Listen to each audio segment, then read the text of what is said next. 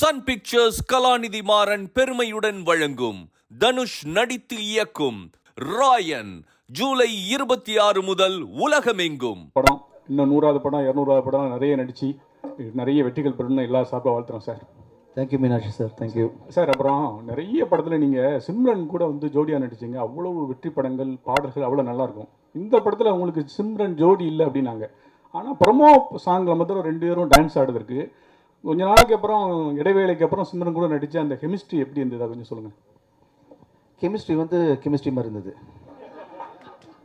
அந்த வார்த்தையை இன்வென்ட் பண்ணணும். அந்த ஜோடி நம்பர் 1 வச்சு ஜட்ஜ்மெண்ட் பண்ணும்போது அந்த வார்த்தையை கண்டுபிடிச்சேன். பட் கெமிஸ்ட்ரி எஸ், ஒரு H2O with some C carbon 6 with some sulfuric acid and a little bit of carbon and nitric. Okay, nitric சேர்த்துக்கலாம். So the chemistry was really nice. And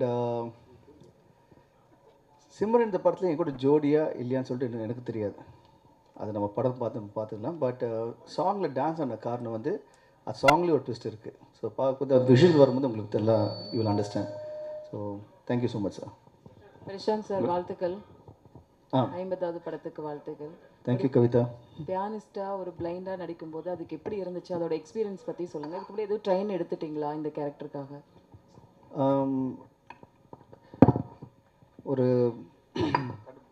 பிளைண்டாக நடிக்கும் போது இந்த மேபி க்ளோசிங் ஐஸ் கொஞ்சம் ஈஸியாக இருந்திருக்கும். But கண்ணை திறந்துக்கிட்டே but same time I have to make you believe that I'm பிளைண்டுன்னு it was like a process தான். அண்ட் பட் என் கூட நடித்த நடிகர்களும் சரி எல்லாருமே, so they made it very easy for me. முக்கியமாக என்னோட டேரக்டர், அவர் the way he extracted the work out of me. I think all the credit goes to my director.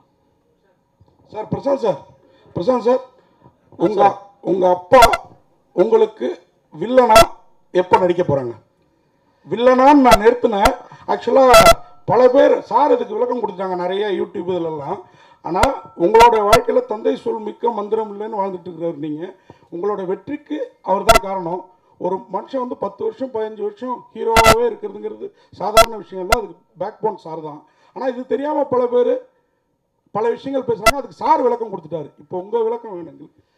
இல்லை, நீங்கள் கேட்ட கேள்விக்கு இப்போது நான் அவர் சேர்ந்து நடித்தேன்னா 2 ஃப்ரெண்ட்ஸை தான் நடிப்போம். 2 ஃப்ரெண்ட்ஸ் நடிப்போம். 2 ஹீரோஸ் நாங்கள் 2 பேரும்.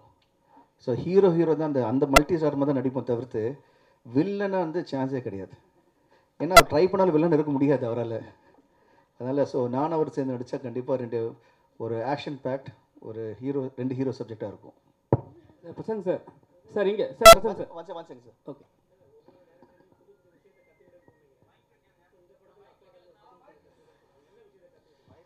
அவருடைய த வே ஒரு டேரக்டராக ஆர்டிஸ்ட் கிட்ட சீன் எக்ஸ்பிளைன் பண்ணுறதும் அந்த சீன் நடிக்கும் போது அவங்களுக்கு கம்ஃபர்டபுளாக வச்சுக்கிட்டு ரொம்ப எக்ஸ்பிளைன்லாம் பண்ணாமல் த வே எக்ஸ்பிளைன்ஸ் அது வே அவங்க ஆர்டிஸ்ட் கிட்ட என்ன சொன்னால் அவருக்கு என்ன வேணும் அது எப்படி எடுக்க முடியும்னு சொல்லிட்டு நான் தூரத்துலேருந்து பார்த்துட்டே இருப்பேன். அதை ஃப்ரீடம், அதாவது அவர் என்ன பண்ணுவார்னா அந்த ஆர்டிஸ்ட் கிட்ட போயிட்டு இப்படி தான் அப்படிலாம் இல்லை, அவருக்கு என்ன வேணும்னு தெரியும். அது சொல்கிறதுல அழகாக he will extract the work. இதுக்கு சேச்சி அழகாக சொல்கிறாங்க, மற்ற டேரக்டர்ஸ் அவ்வளோவா எக்ஸ்பிளைன் பண்ணது இல்லையா? பிரசாந்த் சார், சார் சரிங்க சார். அப்பாவை தாண்டி டேரக்டர் சரிங்களா, எல்லாமே அவர் தான். ஆனால் டேரக்டர் என்ன சொன்னாங்கன்னா எல்லாருக்கும் பேமெண்ட்லாம் செட்டில் பண்ணிட்டேன்னு சொன்னாங்க. ஆமாம், உங்களுக்கு பண்ணாரா? படமே தான் பேமெண்ட்டுங்க. இந்த படமே தான் என் பேமெண்ட்டு. இதுக்கு மேலே பெரிய பேமெண்ட் என்ன இருக்க முடியும்? பிரசாந்த் சார், 50வது படத்துக்கு வாழ்த்துக்கள். தேங்க்யூ. அப்புறம் அந்த படத்தில் ஆர்டிஸ்ட்டுக்கு எல்லாருக்குமே பேனரில் படம் இருக்குது, ஸ்டில்ஸ் இருக்குது. பட் தனியாக அந்த கூலிங் கிளாஸ்க்கு மட்டும் ஒரு ஸ்டில் போட்டிருக்கீங்களா? அதுக்கு படத்துக்கு ஏதாவது முக்கியத்துவம் இருக்குது? அதாவது ஒவ்வொரு ஆர்டிஸ்ட்டும் சரி, அந்த இருக்கிற அந்த யூஸ் பண்ண ஆக்சசரியும் சரி, ஒரு அர்த்தம் இருக்குது இந்த படத்தில். இந்த படம் நான் பார்த்து ரீமேட் பண்ண காரணமே ரீமேட் பண்ண காரணமே ஒவ்வொரு சின்ன விஷயத்துக்கு கூட ஒரு அர்த்தம் இருக்கும் படத்தில். அவ்வளோ அழகான ஒரு ஸ்கிரிப்ட், அருமையான ஒரு ஸ்க்ரீன் பிளே. அதை இந்த படத்தை தமிழுக்கு ஏற்ற மாதிரி அப்பா மாற்றின விதமோ அவர் எடுத்த விதமோ நீங்கள் பார்த்தீங்கன்னா டோட்டலாக நான் இந்த 3 லாங்குவேஜ் எந்த லாங்குவேஜ் எடுத்திருந்தாலும் நம்ம தமிழில் எடுக்கும்போது அந்த ஆர்டிஸ்ட் செலெக்ஷன் சரி, ப்ரொடக்ஷன் வேல்யூ சரி, ரெண்டுமே வந்து பெரிய செலவில், அதாவது ஹி ஹஸ் ரியலி கான் அதை ஃபுல் அதை இதுக்கு மேலே வந்து பண்ண முடியாது இந்த படத்துக்கு. எதுவாக இருந்தாலும் இப்போ ப்ரோமோ சாங்கே பார்த்தீங்கன்னா ஜஸ்ட் ஒரு நாங்கள் 2 பேரும் ஆடி இருக்கலாம். அப்படி இல்லாமல் ஒரு ஒரு பிரபுதேவா மாஸ்டர் வச்சு, அப்புறம் சாண்டி, அதுக்கப்புறம் டான்சர்ஸ் ஃப்ரம் பாம்பே, அண்ட் வந்து பார்த்தீங்கன்னா இந்த மெயினாக வந்து இந்த பாட்டுக்கு வந்து பாட இந்த குரல் வந்து அனிருத், அவருக்கு வந்து தனியாக வந்து we made sure that everything is the best that can happen. So அந்த மாதிரி விதத்தில் வந்து ஐ திங்க் அப்பா has made a wonderful job. Urvashi madam, இங்கே ஊர்வசி மேடம், ரவிக்குமார் சார் கொஞ்ச நேரம் முன்னாடி பேசும்போது உங்களை பற்றி ஒன்று கமெண்ட் பண்ணார். உங்களுக்கு ஊர்வசின்னு பேர் வச்சதுக்கு ராட்சசின்னு பேர் வச்சிருக்கலாம், அந்த அளவுக்கு எந்த கேரக்டர் கொடுத்தாலும் எல்லா படத்துலையும் அசைத்திடுவாங்க அப்படின்னு வந்து பாராட்டிட்டு போனார். பொதுவாக பல டைரக்டர்ஸ் உங்கள் நடிப்பு, நாங்கள் ரசிகர்கள், பத்திரிகை எல்லாருமே அப்படி தான் நினைக்கிறோம். இப்படி ஒரு பேர் தமிழ் சினிமாவில் எடுத்ததை பற்றி நீங்கள் என்ன ஃபீல் பண்ணுறீங்க? ரொம்ப சந்தோஷங்க. ஃபர்ஸ்ட் ஆஃப் ஆல் நமக்கு சந்தோஷம்தான். நம்ம தனியாக ராட்சசிங்கிற வார்த்தை அது மட்டுமே அண்டர்லைன் பண்ணோம்னா கண்டிப்பாக நடிப்பு ராட்சது புரியும் இல்லை. தனியாக இப்போ லாங்குவேஜ் தெரியாமல் ஃபஸ்ட்டு வந்து தமிழ் கற்றுக்கிறவங்க வந்தாங்கன்னா ஊர்வசி வந்து ராட்சசின்னு சொல்கிறாங்க. சிச்சோ பாவம், ஏன் இந்த ஊருக்காரங்க வந்து அவங்க பேர் ராட்சசின்றாங்க, அவங்க தான் நல்லா சிரித்து பேசுகிறாங்களே அப்படின்வாங்க. பட் ஃபஸ்ட் டைம் என்னுடைய மதிப்பிற்குரிய கமல் சார் அவர் தான் முதல்ல அந்த வார்த்தை சொன்னார். அதனாலேருந்து இன்னை வரைக்கும் ரொம்ப ரொம்ப சந்தோஷமான விஷயம். அப்புறம் எனக்கு இது தாயகம் மாதிரி, தமிழ் சினிமாவிலேருந்து தான் நான் வந்தேன். ஸோ இங்கே எனக்கு வந்து என்ன பட்டம் கொடுத்தாலும் என்ன பேர் கொடுத்தாலும் அது எல்லாமே என் கிரீடத்தில், நடிகைங்கிற ஒரு கிரீடத்தில் இருக்கக்கூடிய ஒரு வைரங்கள் மாதிரி, ரத்னங்கள் மாதிரி தான் நினைப்பேன். அது எல்லாமே உங்களுடைய வாழ்த்துக்கள். நன்றி. பிரசாத் சார். பாலன். பாலன் சார், இப்போ இந்த பிரபுதேவா அந்த டான்ஸ் பண்ணீங்களா, அவர் என்ன சொன்னார் அந்த பாட்டை பற்றி? நீங்கள் அவரை தான் கேட்கணும். அவர் சொன்னதை நான் பண்ணேன். அது எவ்வளோ தூரம் சொல்லிட்டு அது ஆடியன்ஸோட அப்ரிசியேஷனும் அண்ட் கண்டிப்பாக வந்து எல்லோரும் பிடிக்கிற மாதிரி அமைஞ்சிருக்கு. ஸோ ஐ திங்க் அது அவர் தான் சொல்லணும். அந்த I think it's come out well. Prashanth sir, பொதுவாக இந்த விஜய் சார் வந்து மற்ற படங்களுடைய பாடல்கள் மற்ற இதில் எதுவுமே ப்ரமோட் பண்ணி இந்த மாதிரி ரிலீஸ் பண்ணதில்லை. உங்களுக்காக பண்ணியிருக்காரு. என்ன சொன்னார், எதுக்காக இந்த? அதான் நான் ஏற்கனவே சொன்ன மாதிரி I'm really grateful and thankful to Thalapathy Vijay இந்த ஆனர் பண்ணதுக்கு. கேட்டேன், உடனே ஓகேன்னு சொன்னார். That shows is what a wonderful person he is. Thank you so much Vijay. And he's it's a very good friendship that we share. And எனக்கு பிரதர் மாதிரி அவர். And அவர் சாங்கை பார்த்தாரு, ரொம்ப நல்லா இருக்குது. அண்ட் அந்த ரிலீஸ் பண்ணும்போது he was very happy, genuinely was happy. Okay and வாழ்த்துக்கள் அப்படின்னு சொன்னார். I thank him from the bottom of the heart. Prashanth, இன்னும் இப்போ தான் ஆரம்பிச்சிருக்கேன். இன்னும் நடிக்கணும், நிறைய விஷயம் சாதிக்கணும், நிறைய விஷயம் பண்ணணும். பார்ப்போம். பிரசாந்த் இங்கே வாழ்த்துக்கள் 50th ஃபிலிம்க்கு. Thank you. It's all the more special அப்பாவோட டைரக்ஷனில் பண்ணுறது. Though we said lot of improvisation பண்ணியிருக்கோம், சேஞ்சஸ் பண்ணியிருக்கோன்னு. பட் அப்பேரண்ட்லி ரீமேடுன்னு அவர் சொன்ன மாதிரி நான் சொல்கிறேன்.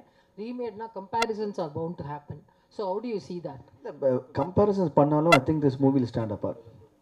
The way the star cast and the way it's been visualized, Ravi saroda cinematography and the way each frame has come out, I think it will stand out. No, especially your acting, I'm saying. That நீங்கள் தான் சொல்லணுங்க. அது I've done my job, I've done the best I can do. அதை நீங்கள் தான் சொல்லணும். Thank you. கேளுங்க sir. அங்கே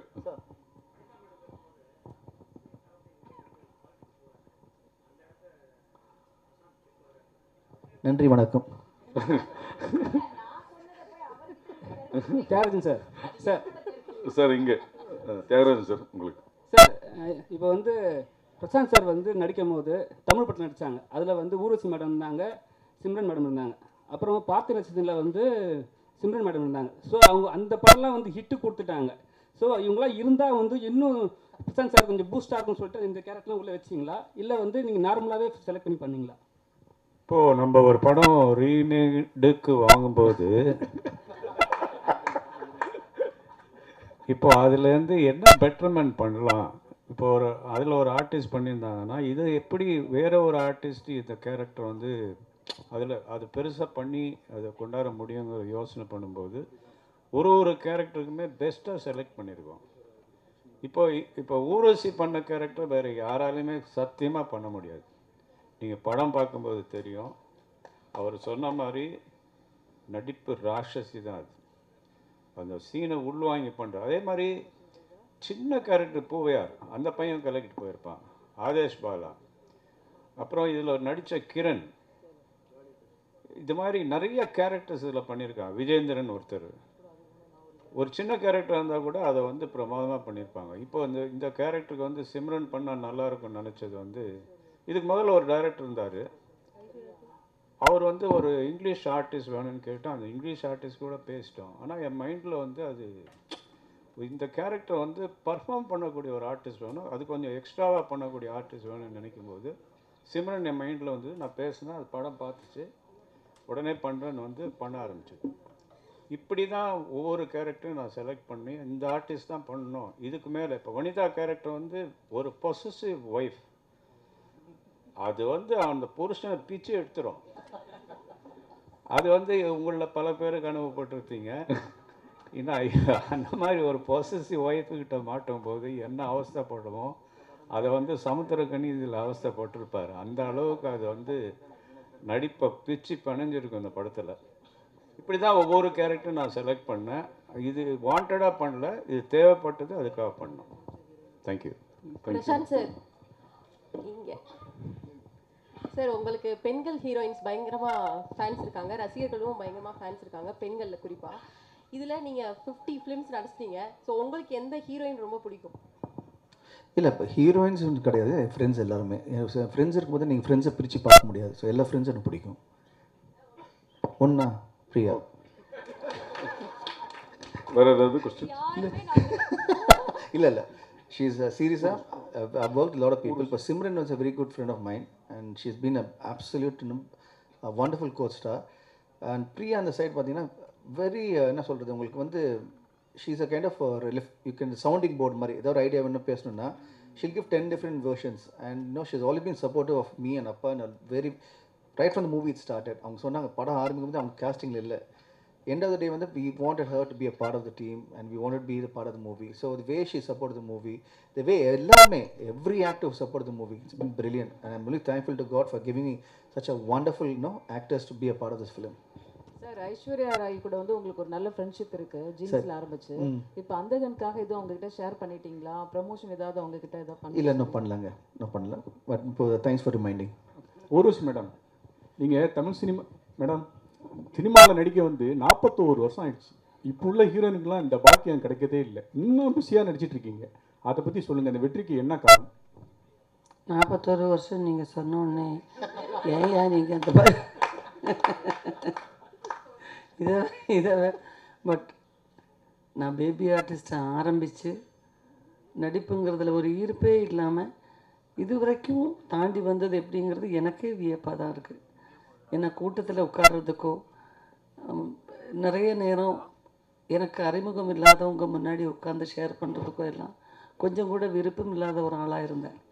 பட் சினிமா என்ன ரொம்பவே மாற்றிடுச்சு, நிறைய மாற்றிடுச்சு. எனக்கு சினிமா எனக்கு ஒரு பெண்ணுங்கிற முறையில் சுதந்திரம் கொடுத்துச்சு, வருமானம் கொடுத்துச்சு, அன்பும் பாசமும் பண்பும் சொல்லி கொடுத்துச்சு, இன்றைக்கி புகழும் கொடுத்தது.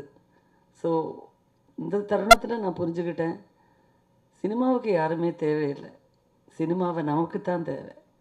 ஸோ தலை வணங்கி இருக்கிற வரைக்கும் நாம் நல்லா இருப்போம். நன்றி. அடுத்ததாக சினிமா பத்திரிகையாளர், தமிழ் திரைப்பட பத்திரிகையாளர் சங்கம் சார்பில் கவிதா மற்றும் கோடங்கி அவர்கள் டாப் ஸ்டார் பிரசாந்த்